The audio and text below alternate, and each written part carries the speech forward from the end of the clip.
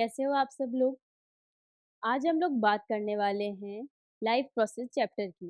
Previous video में हम लोगों ने पढ़ा था कि जो हमारा लाइफ प्रोसेस चैप्टर है उसकी फर्स्ट रिएक्शन जो थी पोषण उसको कंप्लीट किया था, ठीक है? उसमें आज हम लोग बात करेंगे इस लाइफ प्रोसेस की जो 4 रिएक्शंस होती है, 4 अभिक्रियाएँ होती है, उसमें से उसकी दूसरी अभिक्रिया की जिसे हम श्वसन बोलते हैं। पहली अभिक्रिया पोषण जिसे तो हमने खत्म कर दिया। और अब हम स्टार्ट करने वाले हैं दूसरी अभिक्रिया लाइफ प्रोसेस या फिर जैव प्रक्रम की दूसरी अभिक्रिया जिसे हम क्या बोलते हैं? श्वसन बोलते हैं, ठीक है? श्वसन स्टार्ट करने से पहले एक छोटा-सा टॉपिक रह गया है पोषण की अभिक्रिया का कि मनुष्य के अंदर पोषण होता है, उसमें से एक छोटा-सा टॉपिक रह गया है तो पहले हम वो कंप्लीट करते हैं, फिर उसके बाद में हम लोग श्वसन स्टार्ट करते हैं, ठीक है? तो स्टार्ट करते हैं। जब हम लोगों ने मानव में पाचन पढ़ा था, तो हम लोगों ने पढ़ा था कि मानव में पाचन किस प्रकार होता है। पहले अंतर्ग्रहण होता है, फिर पाचन होता है, फिर अवशोषण होता है, फिर क्या होता है स्वांगीकरण होता है, फिर क्या होता है बहिर्क्षेपण होता है, ठीक है? ये सब हम लोगों ने पढ़ा था। अब क्या होता है, एक टॉपिक छोटा-सा रह गया जिसे हम क्या बोलते हैं टूथ जिसे हम बोलते हैं टूथ डीके, ठीक है? क्या बोलते हैं? टूथ डीके मतलब दंत क्षरण।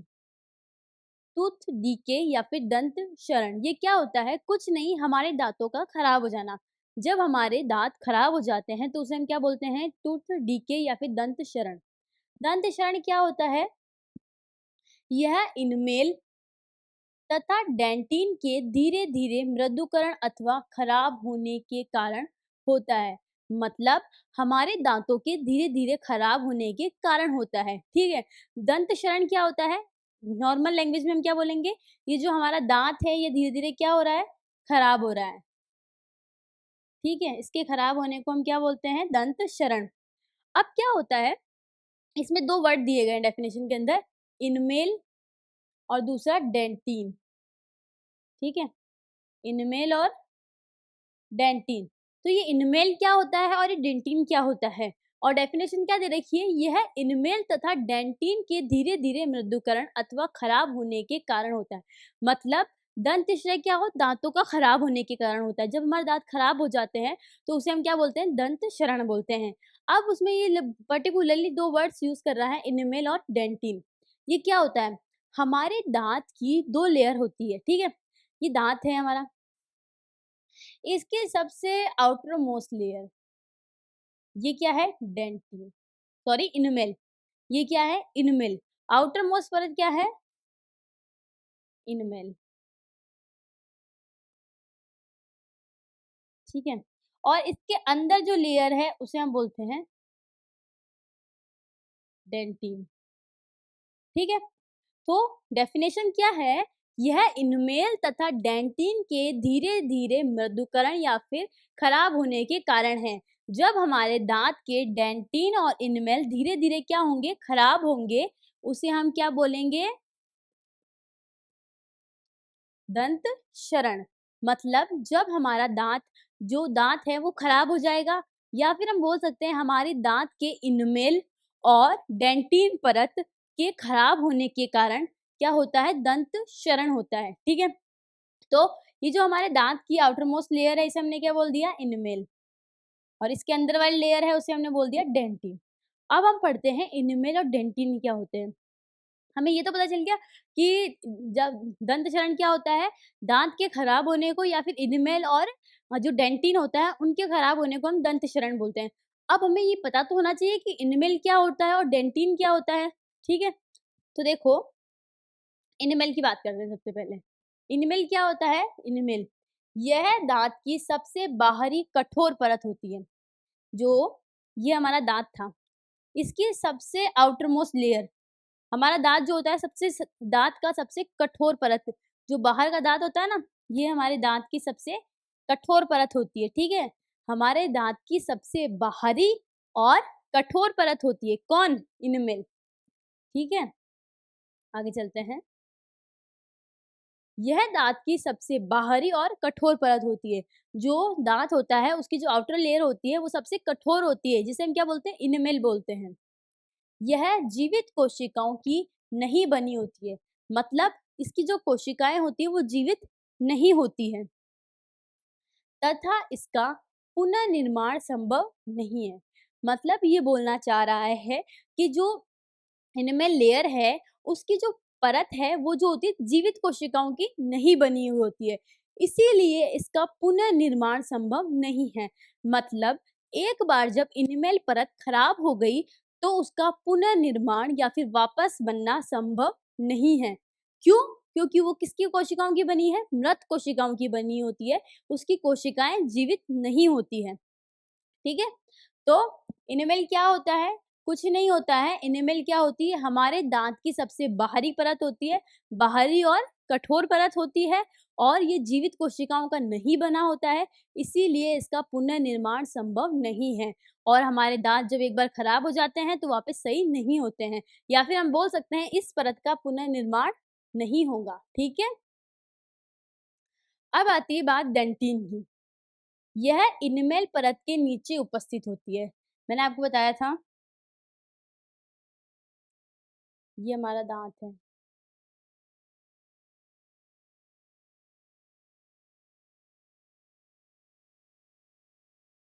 ये हमारा दांत है। इसकी आउटर मोस्ट लेयर क्या हो गई? इनमेल। ठीक है? और इसके नीचे वाली परत क्या हो गई? डेंटिन। ठीक है? तो यह इनमेल परत के नीचे उपस्थित होती है। तो ये तो हमारी इनमेल परत रही, और इसके जो नीचे लेयर है, इसके नीचे का हिस्सा, वो क्या हो गया हमारा? डेंटिन। यह जीवित कोशिकाओं की बनी होती है। जो ये डेंटिन लेयर है, ये किसकी कोशिकाएं क्या होती है? जीवित होती हैं। इसकी कोशिकाएं क्या होती है? जीवित कोशिकाएं होती है। ठीक है? तो डेंटिन क्या होती है? दांत की जो इनमेल परत होती है उसके नीचे उपस्थित होती है और जीवित कोशिकाओं की बनी होती है। ठीक है? इनमेल की अनुपस्थिति के कारण खाद्य पदार्थ डेंटिन के संपर्क में आ जाता है, तथा जिससे दांतों में झंझनाहट महसूस होती है। ठीक है? पहले तो पहला पॉइंट क्या है कि ये इनमेल परत के नीचे पाई जाती है, और दूसरा जीवित कोशिकाओं की बनी होती है। ठीक है? अब क्या होता है ना कि आप लोग सुनते हैं कि मैंने ठंडा पानी पिया, या फिर मैंने गर्म पानी पिया, या फिर मैंने ये खाया तो मेरे दांतों में झंझनाहट हुई। बहुत से लोग बोलते हैं कि झंझनाहट क्यों होती है? क्योंकि क्या होता है, उन लोगों की जो इनमेल परत है ना, ये इनमेल की परत, ये क्या हो जाती है? खराब हो जाती है। ठीक है? जब ये खराब हो जाएगी, तो ये क्या, जब खाना और खराब हो जाएगी, ठीक है? अब क्या होगा, ये क्या होती है? मृत कोशिकाओं की बनी होती है। जब ये मृत कोशिकाओं की बनी होती है तो इसका पुनर्निर्माण नहीं होता है। ठीक है? फिर जब हम खाना खाते हैं तो वो खाना इस डेंटिन परत के संपर्क में आता है। किसके परत में? जब एक लेयर है, मान लो ये 2 लेयर है, ठीक है? ठीक है? अब आप खाना खा रहे हो, तो खाना अभी इसके कॉन्टैक्ट में है। जब ये परत खराब हो जाएगी, ठीक है? जब ये परत खराब हो जाएगी तो खाना किसके कॉन्टैक्ट में आएगा? डायरेक्ट इस वाली डेंटिन परत के कॉन्टैक्ट में आएगा। समझ रहे हो? 2 लेयर थी, इनमेल और डेंटिन, ठीक है? इनमेल परत के संपर्क में खाना आता है, परंतु हमें कुछ महसूस नहीं होता है। क्यों? क्योंकि उसकी मृत कोशिकाएँ होती है। पर क्या होता है, जब इनमेल परत खराब हो जाती है, इनमेल परत क्या हो गई? खराब हो गई, तब भोजन किसके संपर्क में आता है? डेंटिन के। डेंटिन परत के। उससे क्या होता है, हमारी दाँतों में हमें क्या महसूस होती है? झनझनाहट। तो हमारे दाँतों में झनझनाहट क्यों महसूस होती है? क्यों? क्योंकि उनकी जो इनेमल परत है वो खराब हो चुकी है, और वो जो खाना है या फिर वो जो भोजन है, वो कौन-सी परत के संपर्क में आ रहा है? डेंटिन परत के संपर्क में आ रहा है, ठीक है? तो डेंटिन क्या होती है? कुछ नहीं होता, इनेमल की अनुपस्थिति के कारण खाद्य पदार्थ डेंटिन संपर्क में आ जाता है, तथा जिससे दाँतों में झनझनाहट महसूस होती है। उससे क्या होता है? दाँतों के अंदर झनझनाहट महसूस होती है। ठीक है? तो ये क्या होता है, इनेमल और डेंटिन कुछ नहीं है, दाँत की जो परत होती है उनके बारे में है। इनेमल दाँत की सबसे बाहरी परत होती है और कठोर परत होती है, ठीक है? और ये मृत कोशिकाओं की बनी होती है, इसलिए इसका पुनर्निर्माण संभव नहीं है। वहीं दूसरी तरफ डेंटिन इनेमल परत के नीचे उपस्थित होती है, ठीक है? ये इनेमल परत है और ये डेंटिन परत है, ठीक है? जब भोजन, और क्या होता है, जब इनेमल परत खराब हो जाती है, मतलब हट जाती है, तो भोजन किसके संपर्क में आता है? डेंटिन परत के, और उससे क्या होता है? हमारे दांतों में हमें झंझनाहट महसूस होती है। ठीक है? तो आप लोगों को समझ में आ गया कि इनमेल परत और डेंटिन परत क्या है? तो दंत शरण के अंदर क्या होगा? जब ये हमारी इनमेल और डेंटिन दोनों का धीरे-धीरे क्या होगा? मृदुकरण होगा। मतलब हमारी इनमेल और डेंटिन दोनों परत धीरे-धीरे क्या हो जाएगी? खराब हो जाएगी, ठीक है? और खराब हो जाएगी, उससे क्या होगा? भोजन किसकी कॉन्टैक्ट में आएगा? हमारे डेंटिन परत के, और हमारे दाँतों में क्या होगी? झनझनाहट महसूस होगी, ठीक है? और दंत शरण के अंदर क्या होता है? अब हमारे माइंड में क्वेश्चन आना चाहिए कि जो ये हमारे दाँत हैं,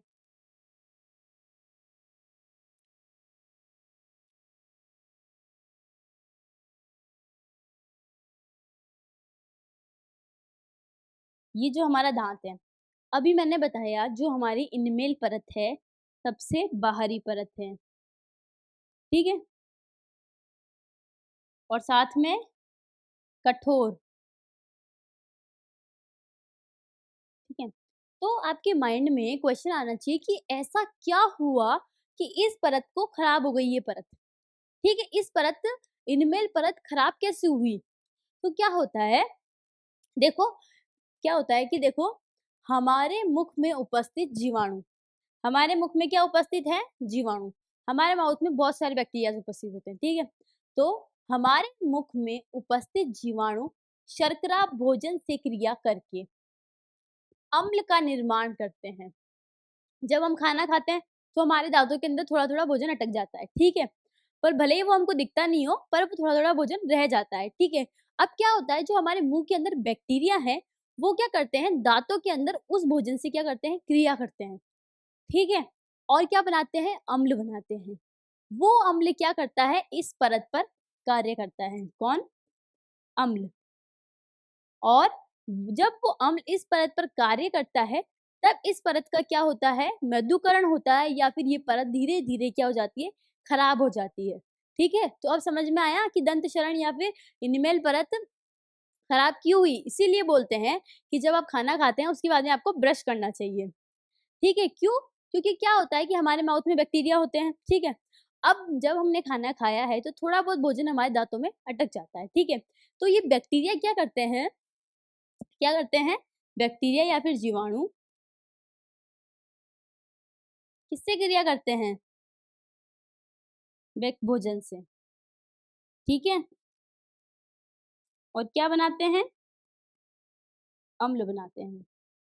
और ये अम्ल क्या करता है? इनमेल परत का नुकसान करता है, या फिर इनमेल परत को खराब करता है, ठीक है? तो ये लाइन क्लियर होगी?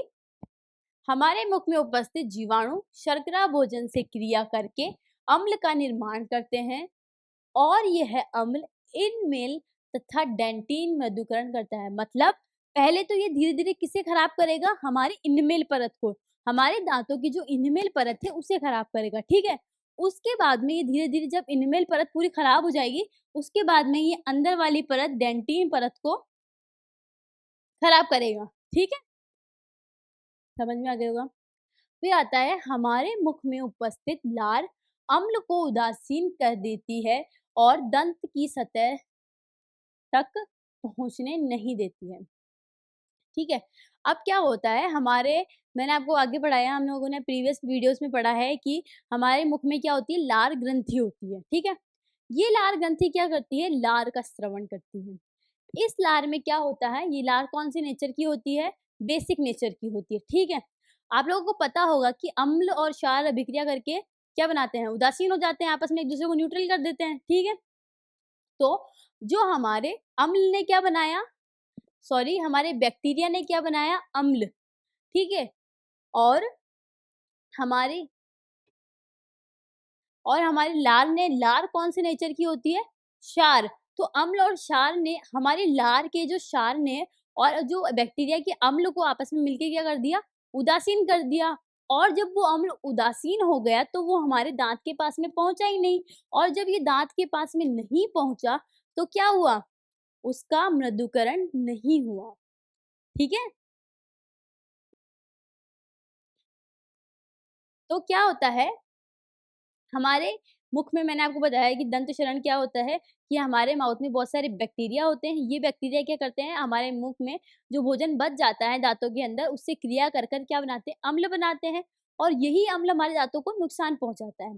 पर क्या होता है, हमारी लार जो होती है वो बेसिक नेचर की होती है, क्षारीय प्रकृति की होती है, जो इस अम्ल को उदासीन कर देती है और हमारे दाँतों की परत की रक्षा करती है।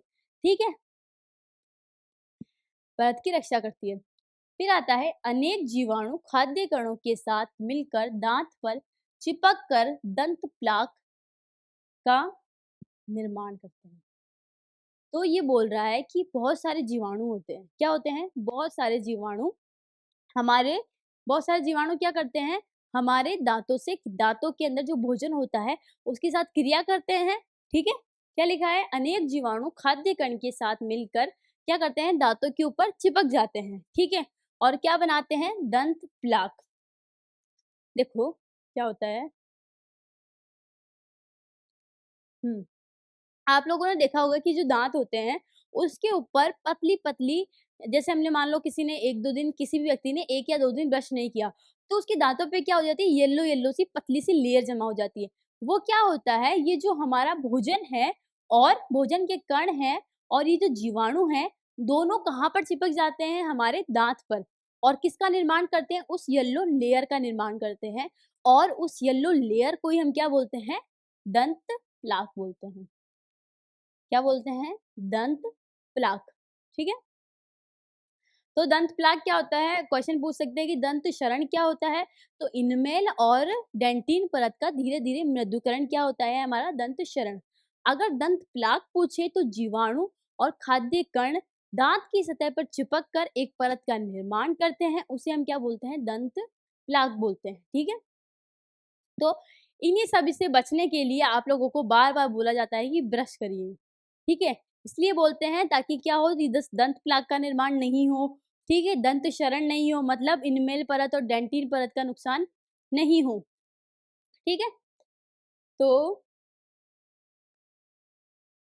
दंत शरण क्लियर होगा अच्छे से कि दंत शरण क्या है? कुछ नहीं है, हमारे दाँतों को खराब होने को क्या कहते हैं? दंत शरण कहते हैं, ठीक है? और दाँत में भी स्पेशली क्या खराब होना? हमारे दाँत की आउटर परत, आउटर लेयर इनेमल और फिर इनर लेयर डेंटिन, ठीक है? फिर हम लोगों ने पढ़ा कि इनेमल किसे बोलते हैं और डेंटिन किसे बोलते हैं। तो इनेमल क्या होता है? सबसे बाहरी परत होती है किसकी? हमारे दाँत की, और साथ में क्या होती है? कठोर, ठीक है? और इसकी कोशिकाएँ क्या होती है? मृत होती हैं, ठीक है? जीवित नहीं होती है, तो इसलिए इसका पुनर्निर्माण संभव नहीं होता है। वहीं दूसरी तरफ डेंटिन जो होता है, इस इनमेल परत के नीचे पाई जाती है, ठीक है?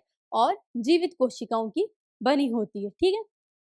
फिर हम लोगों ने पढ़ा क्या होता है, अब हमारे माइंड में क्वेश्चन आया था कि ये इनमेल परत खराब कैसे हुई? तो इनमेल परत कैसे खराब हुई? जीवाणु किसने क्रिया करी? जीवाणु और जीवाणु और खाद्य कण क्रिया कर कर क्या बनाते हैं? अम्ल। और इस अम्ल ने क्या करा? इस परत का नुकसान करा। ठीक है? अब फिर क्या हुआ, हम लोगों ने आगे बढ़ा, परंतु हमारे मुख में उपस्थित लार क्या करती है? इस अम्ल को उदासीन कर देती है, ठीक है? हमारे दाँतों की मतलब रक्षा करती है। फिर मैंने आप लोगों को बताया कि दंत प्लाक क्या होता है? कुछ नहीं, जीवाणु और खाद्य कण दाँत की सतह पर चिपक जाते हैं और एक पतली येलो लेयर का निर्माण करते हैं, उसे क्या बोलते हैं? दंत प्लाक बोलते हैं, ठीक है? तो यहाँ पर हमारा जैव प्रक्रम की पहली अभिक्रिया पोषण समाप्त होती है, ठीक है? तो अब हम लोग स्टार्ट करने वाले हैं जैव प्रक्रम की द्वितीय अभिक्रिया या फिर द्वितीय क्रिया, जिसे हम क्या बोलते हैं? श्वसन बोलते हैं, श्वसन। आइए,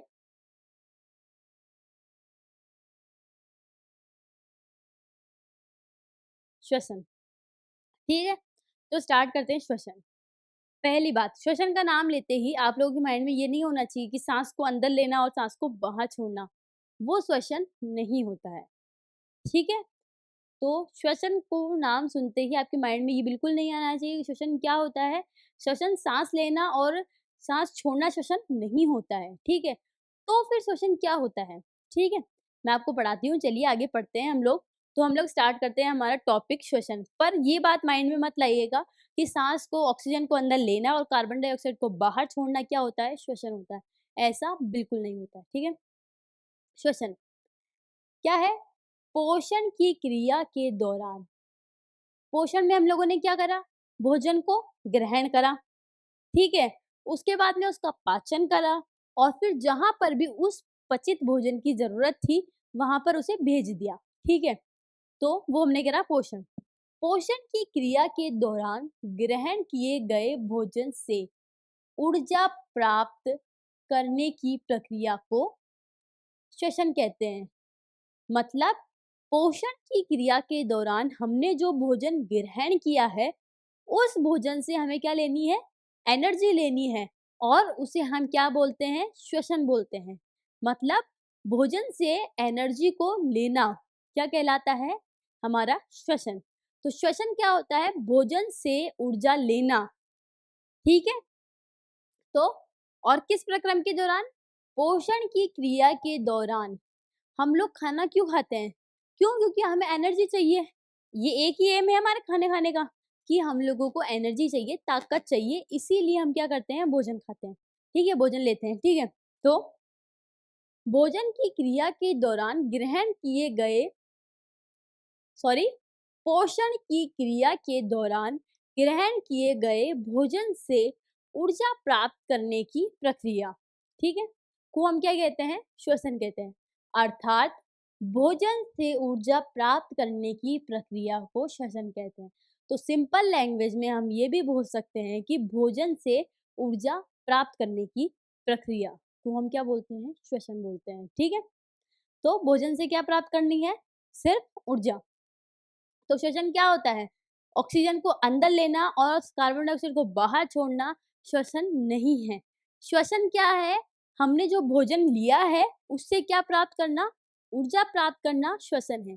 तो अपने माइंड से ये एक बात तो निकाल देना कि श्वसन ऑक्सीजन को अंदर लेना और कार्बन डाइऑक्साइड को बाहर छोड़ना होता है।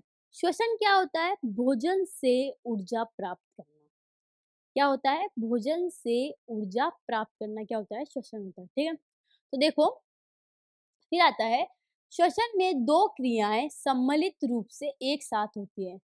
ये बोल रहा है श्वसन के अंदर दो क्रियाएं सम्मिलित रूप से एक साथ होती है। मतलब श्वसन की क्रिया के दौरान दो क्रियाएं एक साथ होती है। कौन कौन सी, पहला ब्रीदिंग, ठीक है, और दूसरा ग्लूकोज का ऑक्सीकरण। तो अब हमें ये समझना है कि ब्रीदिंग क्या होता है, ठीक है। जब हम क्या करते हैं, ऑक्सीजन को अंदर लेते हैं और कार्बन डाइऑक्साइड को बाहर छोड़ते हैं, उसे हम क्या कहते हैं, ब्रीदिंग कहते हैं, ठीक है। तो जिसे आप लोग श्वसन समझ रहे थे, आप लोग ऐसे सोचते थे कि श्वसन क्या होता है, ऑक्सीजन को अंदर लेना और कार्बन डाइऑक्साइड को बाहर छोड़ना श्वसन होता है। नहीं, ये क्या होता है, इसे हम बोलते हैं ब्रीदिंग, ठीक है। ये क्या होता है, ब्रीदिंग होता है। और ब्रीदिंग किसका एक स्टेप है, हमारे श्वसन का एक स्टेप है, ठीक है। तो ब्रीदिंग मतलब क्या होता है, ऑक्सीजन को अंदर लेना,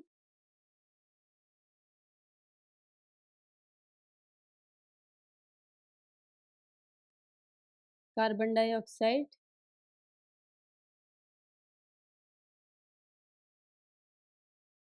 को बाहर निकालना,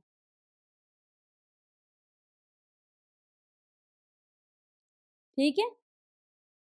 ऑक्सीजन को अंदर लेना और कार्बन डाइऑक्साइड को बाहर निकालना क्या होता है, ब्रीदिंग होता है, श्वसन नहीं होता है, ठीक है। तो आप लोगों के माइंड में क्लियर है कि ब्रीदिंग क्या होता है, ऑक्सीजन को अंदर लेना और कार्बन डाइऑक्साइड को बाहर छोड़ना। ये श्वसन नहीं है, यह श्वसन का एक स्टेप है, ठीक है। क्या है, श्वसन का एक स्टेप। फिर क्या होता है, सेकंड स्टेप के अंदर ग्लूकोज का ऑक्सीकरण। क्या होता है, ग्लूकोज का ऑक्सीकरण। मतलब जो ग्लूकोज है उसका क्या हो जाता है, ऑक्सीडेशन। आगे मैं आपको आगे अच्छे से आराम से बताऊंगी कि ऑक्सीडेशन क्या होता है ग्लूकोज का। अभी तो इतना याद रखो, श्वसन की प्रक्रिया के अंदर दो क्रियाएं सम्मिलित रूप से एक साथ होती है। पहली क्रिया ब्रीदिंग और दूसरी क्रिया ग्लूकोज का ऑक्सीकरण, ठीक है। तो श्वसन क्या है, कुछ नहीं है, भोजन जो हमने खाया है उससे हमें क्या लेनी है, एनर्जी लेनी है, ऊर्जा लेनी है, ठीक है। और फिर क्या होता है, जब श्वसन की क्रियाएं होती है तो दो क्रियाएं एक साथ होती है। श्वसन की क्रिया के दौरान दो क्रियाएं एक साथ होती है, पहली ब्रीदिंग और दूसरी ग्लूकोज का ऑक्सीकरण, ठीक है। तो हम आगे बढ़ते हैं। अब आता है श्वसन के प्रकार, ठीक है। श्वसन तो हम लोगों ने पढ़ लिया, ठीक है। श्वसन क्या है, भोजन से हमें क्या लेनी है, ऊर्जा लेनी है, उसे हमने क्या बोल दिया, श्वसन बोल दिया। अब जो होता है श्वसन की बात करते हैं। श्वसन कितने प्रकार के होते हैं, दो प्रकार के। पहला वायवीय श्वसन, दूसरा अवायवीय श्वसन। श्वसन मतलब क्या होती है, हमें क्या प्राप्त करनी है, ऊर्जा प्राप्त करनी है, ठीक है। तो और आपको वर्ड से मालूम चलेगा, मतलब इन दोनों प्रोसेस के अंदर हमें क्या मिलनी है, ऊर्जा मिलनी है, ठीक है। अब हम पढ़ रहे हैं श्वसन के प्रकार, ठीक है। पहला प्रकार है वायवीय श्वसन और दूसरा है अवायवीय श्वसन। अवायवीय श्वसन, पहला जो वायवीय श्वसन है उसे हम क्या बोलते हैं, ऑक्सी श्वसन। मतलब ऐसा श्वसन जो किसकी उपस्थिति में होता है, ऑक्सीजन की उपस्थिति में, ठीक है। उसे हम क्या बोलते हैं, वायवीय श्वसन या फिर ऑक्सी श्वसन, ठीक है। तो श्वसन के कितने प्रकार है, दो। पहला वायवीय, दूसरा अवायवीय, ठीक है, या फिर ऑक्सी श्वसन, अनऑक्सी श्वसन, ठीक है। ऑक्सी श्वसन किसे बोलते हैं, ऐसा श्वसन जो ऑक्सीजन की उपस्थिति में होता है, ठीक है। अनऑक्सी श्वसन, ऐसा श्वसन जो ऑक्सीजन की अनुपस्थिति में होता है, मतलब इसमें ऑक्सीजन उपस्थित होती है, ठीक है। और ऐसा श्वसन जो ऑक्सीजन की अनुपस्थिति में होता है, ठीक है। मतलब जब भोजन से ऊर्जा निकाली जाएगी तो वहां पर ऑक्सीजन क्या होगी, अनुपस्थित होगी, क्या होगी, अनुपस्थित,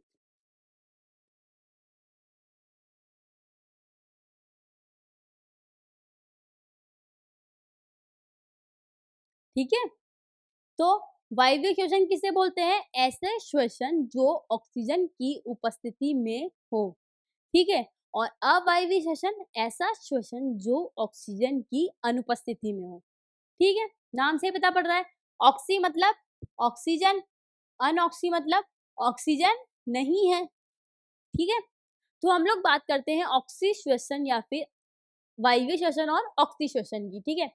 ऐसा श्वसन जो ऑक्सीजन की उपस्थिति में होता हो, मतलब ऐसा श्वसन जिसमें भोजन से श्वसन आ रहा है, मतलब हम भोजन से क्या लेंगे, ऊर्जा। पर भोजन से ऊर्जा लेते समय वहां पर अगर ऑक्सीजन उपस्थित है तो उसे हम क्या बोलेंगे, ऑक्सी श्वसन। तो ऐसा श्वसन जो ऑक्सीजन की उपस्थिति में होता है, अर्थात ग्लूकोज का विखंडन ऑक्सीजन की उपस्थिति में होगा, ठीक है।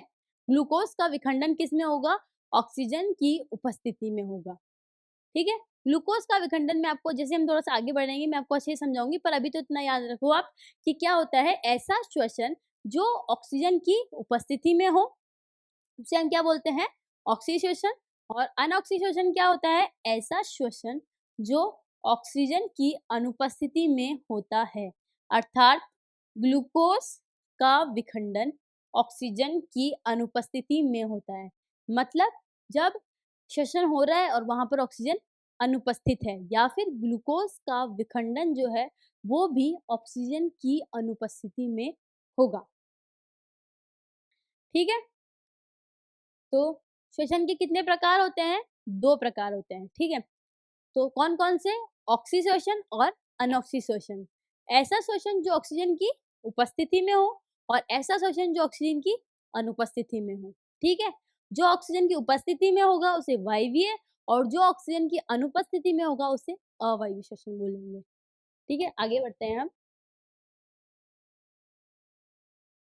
देखो श्वसन के अंदर क्या होता है, मैंने आपको बताया, श्वसन की डेफिनेशन मैंने बताई, भोजन से हम क्या ले रहे हैं, ऊर्जा। भोजन से हम क्या ले रहे हैं, ऊर्जा, ठीक है। और जब ये ऊर्जा, अगर भोजन से हम ऊर्जा ले रहे हैं, इसे हमने क्या बोल दिया, श्वसन,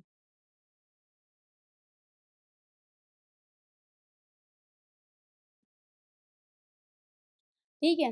अगर हम भोजन से ऊर्जा ऊर्जा ऑक्सीजन की उपस्थिति, ठीक है,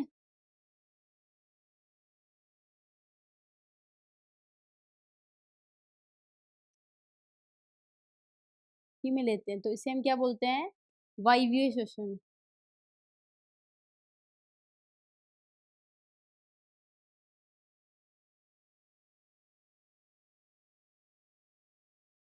और जब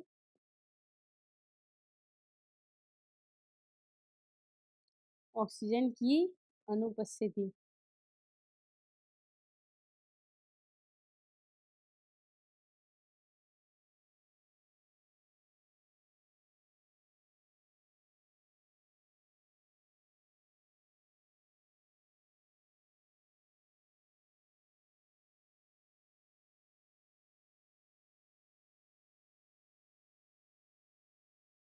हमने बोल दिया अवायवीय श्वसन, ठीक है। तो सिंपल सा है कि भोजन से हम क्या ले रहे हैं, ऊर्जा ले रहे हैं, उसे हमने बोल दिया श्वसन, ठीक है। फिर अगर हमने भोजन से ऊर्जा ऑक्सीजन की उपस्थिति में ली तो हमने उसे बोल दिया वायवीय श्वसन, और जब भोजन से ऊर्जा हमने ऑक्सीजन की अनुपस्थिति में ली तो उसे हमने बोल दिया अवायवीय श्वसन, ठीक है। क्लियर है। अब आती है भोजन। भोजन हमने किस रूप में लिया था, आप लोग को याद है भोजन हमने किस, या फिर बोल सकते हो पौधों ने भोजन बनाया था, किस फॉर्म में बनाया था, या फिर हमने भी जो भोजन लिया था वो किस फॉर्म में लिया था। तो भोजन को हम लोग ले सकते हैं ग्लूकोज, क्या माने हम, ठीक है,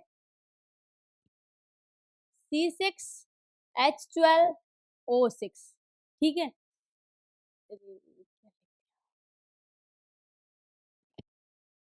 C6H12O6 ये क्या है, ग्लूकोज। ये क्या है हमारा भोजन, ठीक है, ये क्या है हमारा भोजन, C6H12O6, ठीक है। इसे ऑक्सीजन की उपस्थिति में, ठीक है, भोजन से हमें क्या लेना है, इससे क्या होता है, CO2 बनता है, वाटर बनता है, और क्या बनता है, ऊर्जा, ठीक है। भोजन से ऊर्जा प्राप्त करने की प्रक्रिया, ठीक है, उसे हम क्या बोलते हैं, श्वसन बोलते हैं, ठीक है। तो हमारा जो ग्लूकोज का मॉलिक्यूल होता है उसका ऑक्सीजन के साथ में क्या हो जाता है, ऑक्सीडेशन हो जाता है, ऑक्सीकरण हो जाता है। फिर क्या होता है, कार्बन डाइऑक्साइड और जल के अणु का निर्माण होता है, और किसका निर्माण होता है, ऊर्जा का। इस ऊर्जा के लिए हम लोगों ने क्या करा, ये पूरा प्रोसेस किया, ठीक है। तो ये क्या है हमारा, ये क्या है हमारा श्वसन है। श्वसन की क्रिया के दौरान यही घटना होती है, जो ग्लूकोज का मॉलिक्यूल होता है उसका ऑक्सीजन मॉलिक्यूल के साथ में ऑक्सीडेशन हो जाता है, और क्या बनता है, कार्बन डाइऑक्साइड और वाटर बनता है, और साथ में क्या बनती है, अधिक मात्रा में ऊर्जा का निर्माण होता है, ठीक है। अधिक मात्रा में किसका निर्माण होता है, ऊर्जा का निर्माण होता है, ठीक है। तो हम लोग यही पढ़ने वाले हैं कि जब ये क्रिया ऑक्सीजन की उपस्थिति में होगी और जब ये क्रिया ऑक्सीजन की अनुपस्थिति में होगी, ठीक है। तो श्वसन की क्रिया के दौरान क्या होता है, जो ग्लूकोज का मॉलिक्यूल है या फिर ग्लूकोज का शर्करा का अणु है उसका ऑक्सीकरण होता है, और किसका निर्माण होता है, कार्बन डाइऑक्साइड, जल, और अधिक मात्रा में क्या बनती है, ऊर्जा बनती है, ठीक है। तो अब हम लोग बात करते हैं,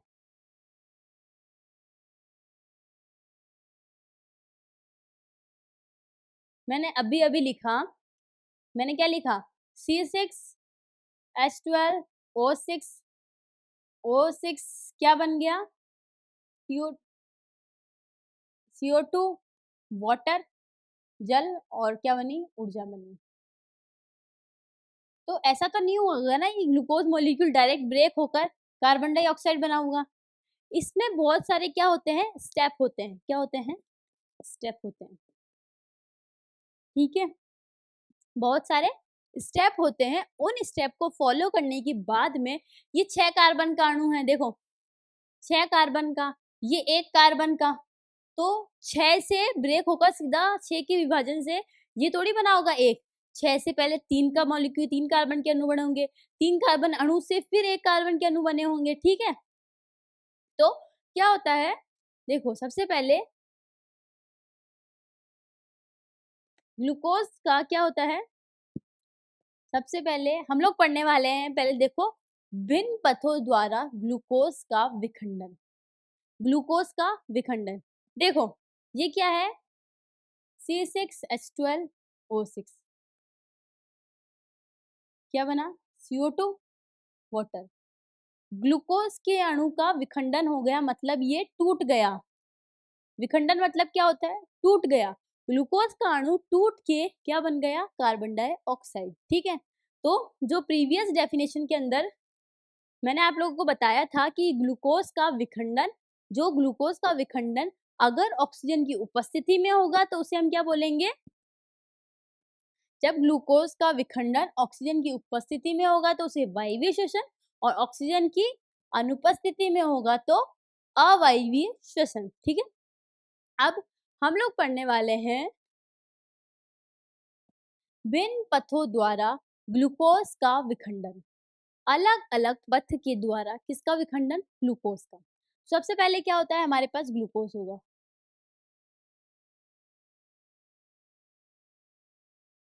ग्लूकोज, ठीक है। ये कितने कार्बन का होता है, 6 कार्बन का, ठीक है, 6 कार्बन का मॉलिक्यूल होता है, ठीक है। तो इसका किस में कन्वर्ट होता है, ये पाइरुवेट में, पाइरुवेट में, ठीक है। 6 कार्बन का अणु कितने कार्बन में, 3 कार्बन में। तो सबसे पहले 6 कार्बन का अणु कितने कार्बन के अणु में कन्वर्ट होगा, 3 कार्बन के अणु में, ठीक है। और ये प्रक्रिया कहाँ पर होती है, कोशिका द्रव्य में। 9th क्लास में आप लोगों ने पढ़ा होगा कि ये हमारी कोशिका होती है, ये इसका न्यूक्लियस होता है, ये इसका साइटोप्लाज्म होता है, इसे हम क्या बोलते हैं, इसका कोशिका द्रव्य, ठीक है। इसमें बहुत सारे ऑर्गेनेल होते हैं, साइटोप्लाज्म होता है, क्लोरोप्लास्ट होता है, ठीक है। और क्या होते हैं, माइटोकॉन्ड्रिया होते हैं, गोल्जी एपरेटस होते हैं, ठीक है। तो ग्लूकोज का पाइरुवेट में क्या होता है, विखंडन होता है, 6 कार्बन के अणु से 3 कार्बन के मॉलिक्यूल का निर्माण होता है, ठीक है। ये सभी कोशिकाओं के अंदर होता है, ठीक है। अब जब क्या होता है, क्या होगा, ऑक्सीजन उपस्थित होगा, ऑक्सीजन उपस्थित होगा तो माइटोकॉन्ड्रिया में, किसमें,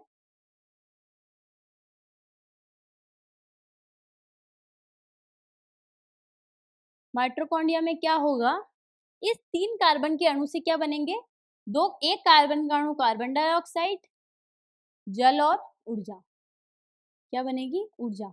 और ये ऊर्जा जो होगी अधिक मात्रा में होगी, ठीक है।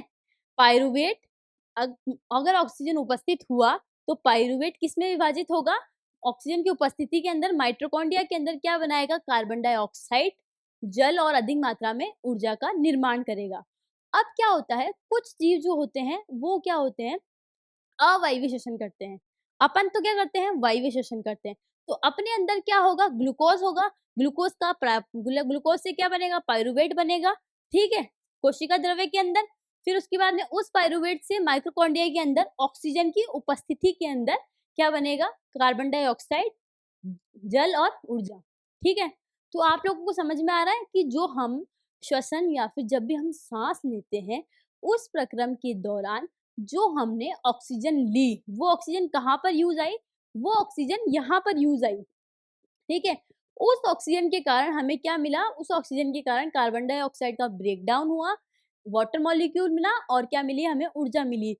इस ऊर्जा के लिए, ये ऊर्जा है मेन, हम लोगों ने जो भी किया इस ऊर्जा के लिए किया, ठीक है। बाकी इन दोनों से हमें कोई मतलब नहीं है। जो कार्बन डाइऑक्साइड है वो तो वापस बाहर निकाल दिया जाता है। आप लोगों को पता है जब हम ब्रीदिंग करते हैं तो क्या करते हैं, ऑक्सीजन अंदर लेते हैं और कार्बन डाइऑक्साइड बाहर छोड़ते हैं। तो समझ में आया कि हमारे शरीर के अंदर कार्बन डाइऑक्साइड कैसे आती है। हमारे शरीर के अंदर क्या होता है, वायवीय श्वसन होता है, और वहां पर ग्लूकोज के विखंडन से क्या बना, कार्बन डाइऑक्साइड। यही कार्बन डाइऑक्साइड क्या कर दी जाती है, बाहर निकाल दी जाती है, ठीक है। तो क्वेश्चन आना चाहिए हमारे माइंड के अंदर कि हमारे शरीर के अंदर कार्बन डाइऑक्साइड कहाँ से आया, कहाँ से आया, इस ग्लूकोज के मॉलिक्यूल से आया, ठीक है। ये तो हो गया हमारे नॉर्मल इंसान के अंदर बात कि भाई हम लोग क्या करते हैं, ऑक्सीजन की उपस्थिति में श्वसन करते हैं, ठीक है? क्यों? क्योंकि अगर ऑक्सीजन नहीं होगी तो हम श्वसन नहीं कर पाएँगे और हम मर जाते हैं, ठीक है? हम लोग क्या करते हैं, ऑक्सीजन की उपस्थिति में श्वसन करते हैं। कुछ ऐसे जीव होते हैं जो ऑक्सीजन की उपस्थिति में श्वसन करते हैं, ठीक है? सॉरी, ऑक्सीजन की अनुपस्थिति में, ठीक है? तो यहाँ तक तो पूरा प्रोसेस सेम है, ठीक है? यहाँ तक तो पाइरूवेट तक तो पूरा प्रोसेस सेम है, ठीक है? क्या होगा? ऑक्सीजन की अनुपस्थिति। किसके अंदर? यीस्ट में, ठीक है? तो क्या बनेगा? C2H5OH, इथेनॉल, और क्या बनेगी? थोड़ी-सी एनर्जी, ठीक है? ये क्या बनेगी? एनर्जी। ऐसे जीव जिसमें क्या होती है, जो ऐसे जीव जो ऑक्सीजन की अनुपस्थिति में क्या करते हैं? श्वसन करते हैं, ठीक है? तो उसमें क्या होगा? ऑक्सीजन अनुपस्थिति होगी, किसका निर्माण होगा? इथेनॉल का। किसका निर्माण? इथेनॉल का, ठीक है? तो हम लोगों ने 2 चीज़ें पढ़ ली। ऐसे जीव जिसमें क्या होता है? ऑक्सीजन की उपस्थिति में शोषण होता है।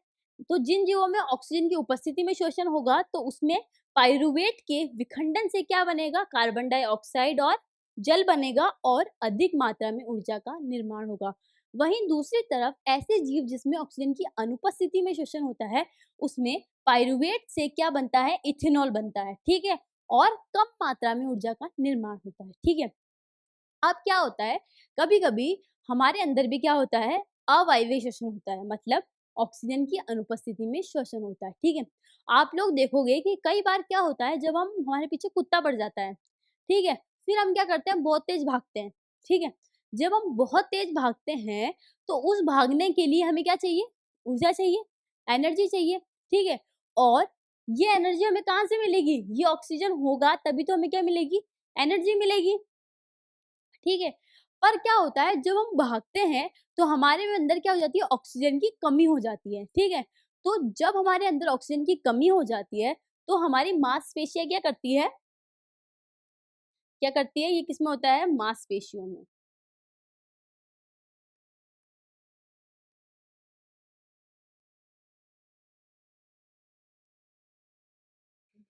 मांसपेशियों के अंदर क्या होगा?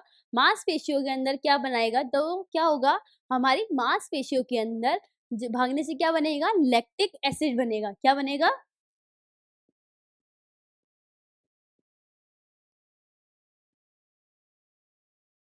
लैक्टिक एसिड या फिर अम्ल, लैक्टिक अम्ल बनेगा, ठीक है? ठीक है? तो हम भागते जाएँगे और क्या होगा, पाइरूवेट से विखंडन होगा और लैक्टिक अम्ल बनता जाएगा और क्या मिलेगी हमें? साथ में ऊर्जा, ठीक है? ये ऊर्जा भी कम मात्रा में होगी, ठीक है?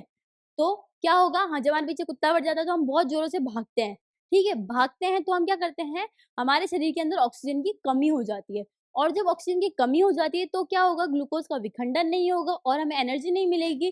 तब हमारी कोशिका क्या करती है, हम ऐसा श्वसन करते हैं जिसमें ऑक्सीजन की ज़रूरत नहीं हो और हमें ऊर्जा मिल जाए, चाहे थोड़ी ही मात्रा में मिले, मतलब कम अमाउंट में ही मिले पर हमें क्या मिल जाए, एनर्जी मिल जाए, ठीक है?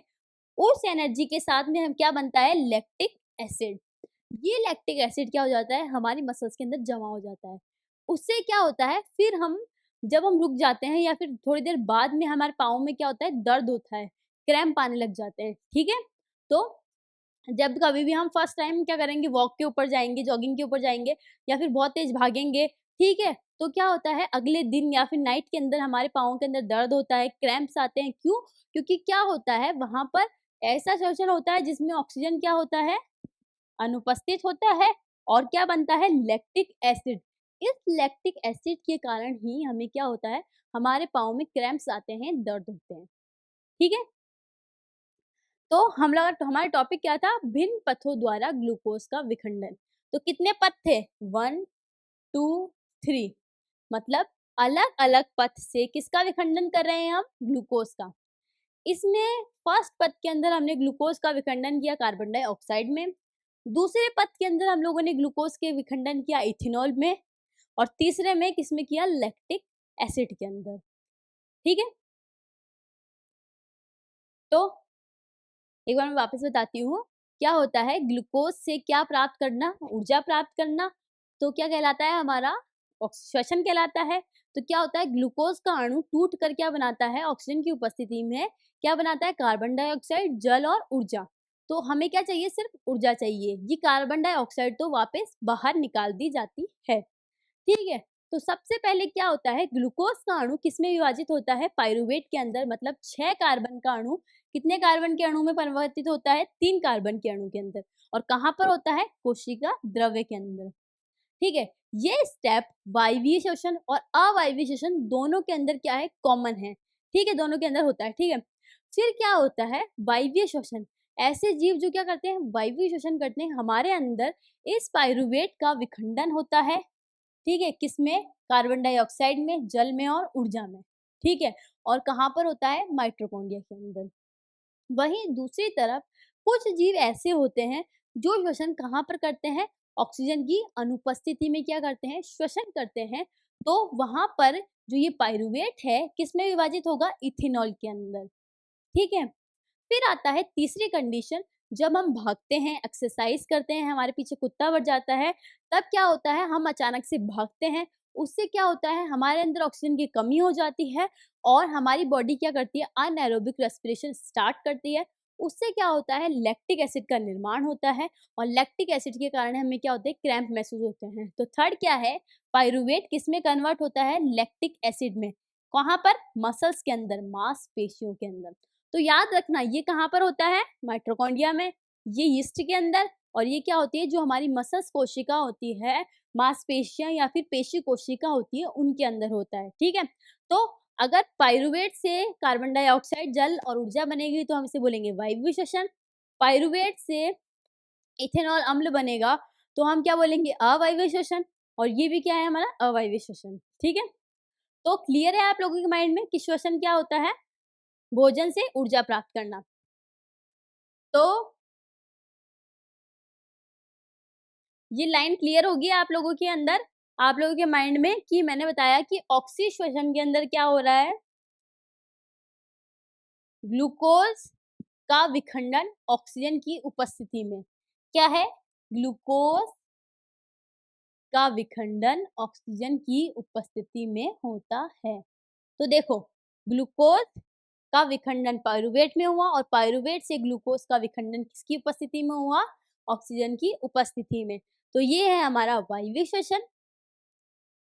और अवायवीय श्वसन के अंदर हम लोगों ने क्या पढ़ा था, ऐसा श्वसन जो ऑक्सीजन की अनुपस्थिति में हो, अर्थात ग्लूकोज का विखंडन ऑक्सीजन की अनुपस्थिति में हो। किसकी अनुपस्थिति में हो, ऑक्सीजन की अनुपस्थिति में। देखो, ग्लूकोज का विखंडन ऑक्सीजन की अनुपस्थिति में हो, तो ये क्या है, अवायवीय श्वसन।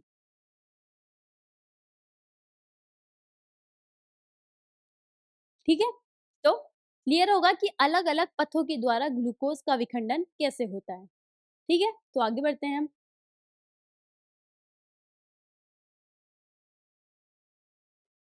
तो वही है, वायवीय श्वसन क्या होगा, ऑक्सीजन की उपस्थिति में। अवायवीय श्वसन ऑक्सीजन की अनुपस्थिति में होगा। ठीक है, इसके एग्जाम्पल आ जाता है, यीस्ट आ जाता है, पेशी कोशिका आ जाती है।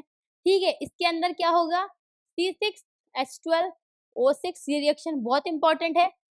ठीक है, ये ऑक्सीजन की उपस्थिति में क्या बना, CO2 बना, जल बना और ऊर्जा बनी। ठीक है, ऊर्जा भी कितनी बनी, ज्यादा बनती है, ज्यादा मात्रा में। वहीं यीस्ट के अंदर क्या होगा, C6H12O6, C2H5OH, ऊर्जा, ऊर्जा क्या होती है, कम होती है। ठीक है, ब्रैकेट में लिख देती हूँ, कम। पेशी कोशिका के अंदर C6H12O6 क्या बना, लैक्टिक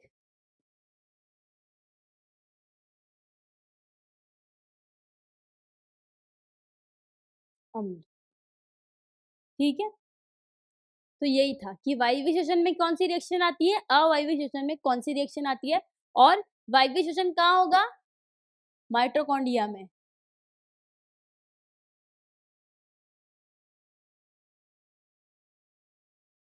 और ये कहाँ होगा, यीस्ट के अंदर, और ये क्या होगा, मसल्स कोशिका के अंदर। ठीक है, अब हम लोग बात करते हैं कि वायवीय क्वेश्चन, सबसे इंपॉर्टेंट क्वेश्चन है। इतना हम लोगों ने पढ़ा कि श्वसन किसे बोलते हैं, श्वसन के प्रकार। क्वेश्चन क्या आता है, वायवीय श्वसन और अवायवीय श्वसन में अंतर बताइए। कितने अंतर, 4 अंतर बताइए।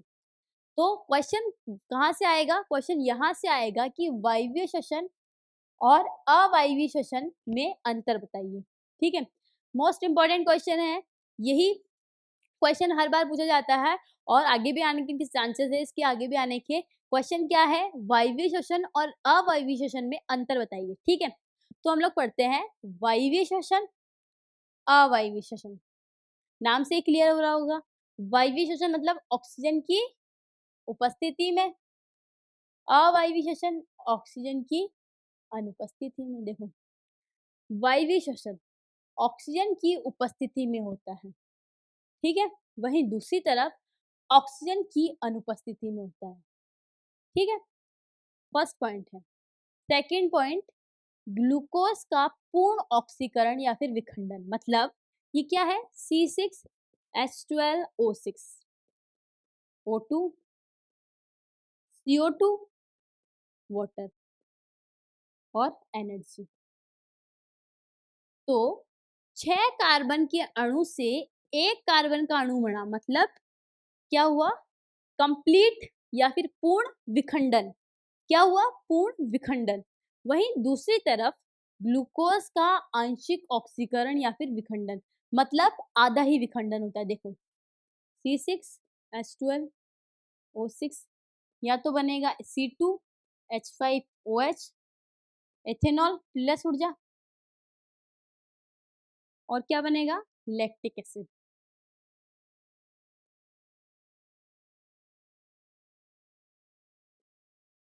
ठीक है, तो देखो इसको छोड़ो एक मिनट, अभी अपन एक ही ले लेते हैं। इसके अंदर C2H5OH और ऊर्जा। तो 6 कार्बन के अणु से 2 कार्बन का अणु बना, मतलब 6 कार्बन के अणु से 2 कार्बन के अणु बने, मतलब ग्लूकोज का कंप्लीट या फिर पूर्ण विखंडन नहीं हुआ है। ठीक है, वहीं दूसरी तरफ वायवीय श्वसन के अंदर ग्लूकोज का कंप्लीट विखंडन हुआ है, मतलब 6 कार्बन का अणु कितने कार्बन के अणु में परिवर्तित हुआ है, 1 कार्बन के अणु में। ठीक है, तो समझ में आ रहा होगा। पहला पॉइंट, वायवीय श्वसन, वायवीय श्वसन ऑक्सीजन की उपस्थिति में होता है। ठीक है, दूसरी तरफ अवायवीय श्वसन ऑक्सीजन की अनुपस्थिति में होता है। सेकंड पॉइंट, वायवीय श्वसन में ग्लूकोज का पूर्ण विखंडन होता है, मतलब 6 कार्बन के अणु से 1 कार्बन का अणु बनता है, मतलब ग्लूकोज से क्या बनता है, कार्बन डाइऑक्साइड। वहीं दूसरी तरफ अवायवीय श्वसन में ग्लूकोज का आंशिक विखंडन होता है, 6 कार्बन के अणु से 2 कार्बन के अणु का निर्माण होता है, जिसे एथेनॉल बोलते हैं। ठीक है, तो फर्स्ट पॉइंट क्लियर होगा।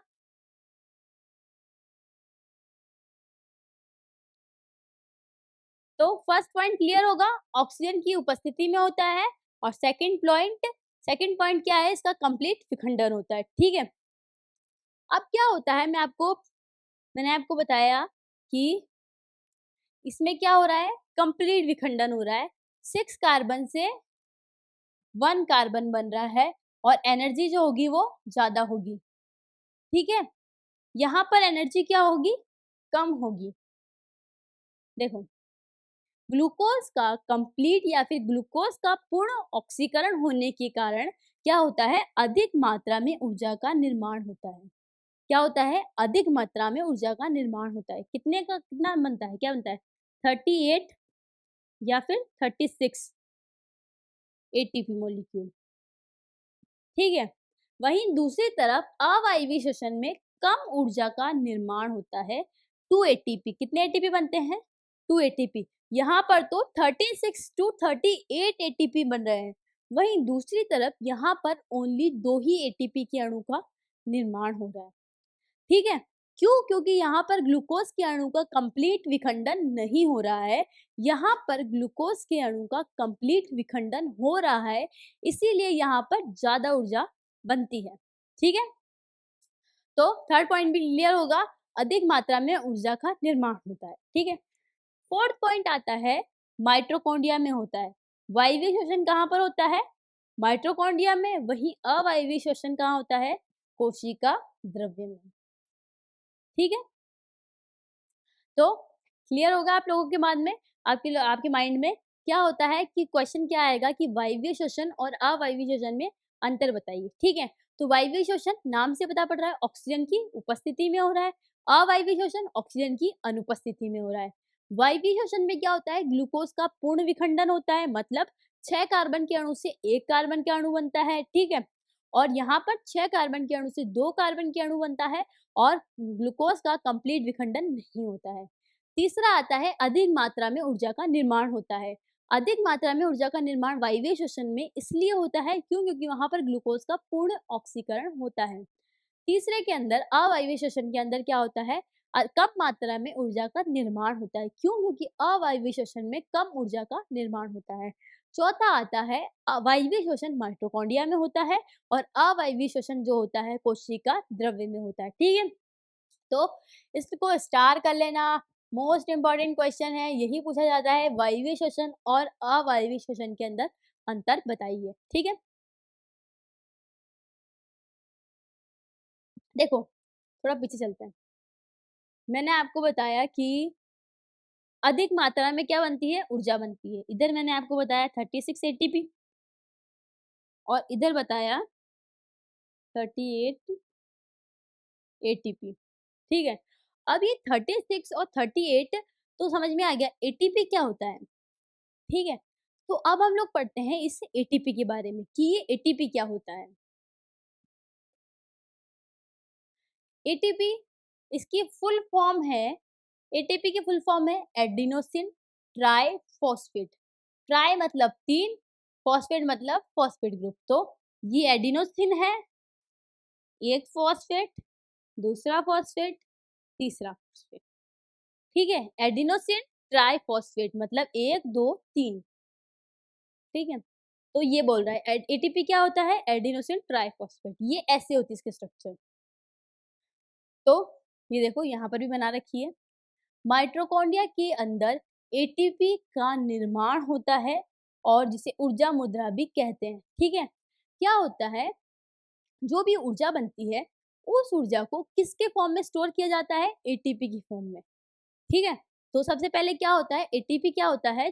तो कुछ भी नहीं होता है, जो हमारे श्वसन की प्रक्रिया के दौरान जो क्या बनी? ऊर्जा बनी। ठीक है, उस ऊर्जा को किस फॉर्म में स्टोर किया जाता है? एटीपी के फॉर्म में। ठीक है, अब हम लोग बात करते हैं कैसे स्टोर करते हैं। ठीक है, तो एटीपी में तो मैंने आपको बताया क्या होता है, adenosine diphosphate. Adenosine diphosphate, adenosine ये क्या है? डाइफॉस्फेट है।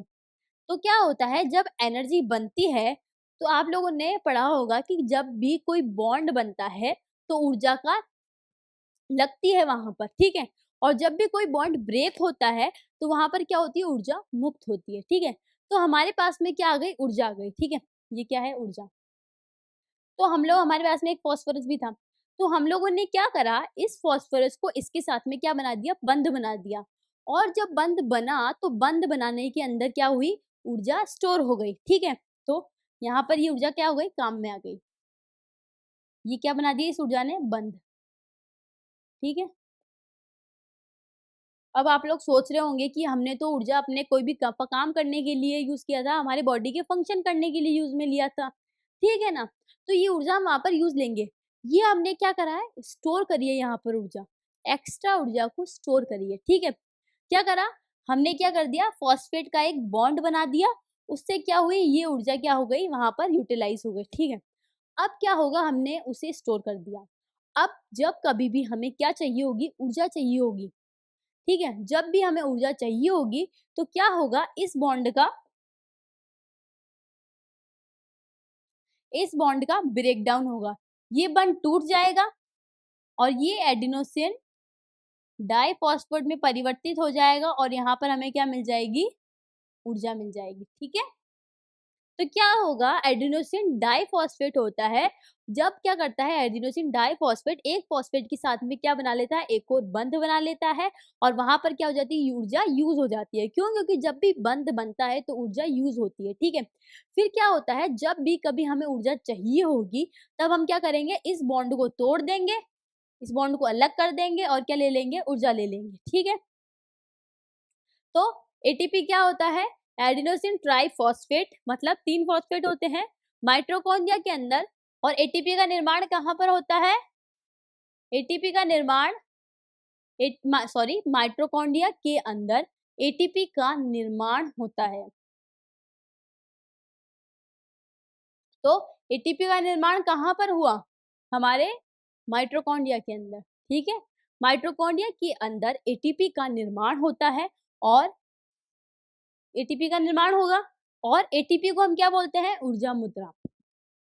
एटीपी को हम क्या बोलते हैं, ऊर्जा मुद्रा। क्यों? क्योंकि हमें इससे जब एनर्जी चाहिए होगी तो ये एटीपी क्या करेगा, अपना एक फॉस्फेट बॉन्ड को ब्रेक करेगा और क्या कर देगा, हमें ऊर्जा दे देगा। ठीक है, तो इसे हमने क्या बोल दिया, ऊर्जा मुद्रा। तो एटीपी क्या होता है, एटीपी को हम बोलते हैं एडिनोसिन ट्राइफॉस्फेट। माइटोकॉन्ड्रिया के अंदर क्या होता है, इस एटीपी का निर्माण होता है और इस एटीपी को हम क्या बोलते हैं, ऊर्जा मुद्रा। कुछ नहीं, एटीपी क्या होता है, एडिनोसिन ट्राइफॉस्फेट, मतलब एडिनोसिन के साथ कितने फॉस्फेट जुड़े होते हैं, 3 फॉस्फेट। ठीक है, और जब भी हमें ऊर्जा चाहिए होती है तो ये फॉस्फेट का बंध का विखंडन हो जाता है और हमें ऊर्जा मिल जाती है। ठीक है, तो आई होप आप सभी लोगों को अच्छे से समझ में आया होगा। आज की वीडियो में बस इतना ही।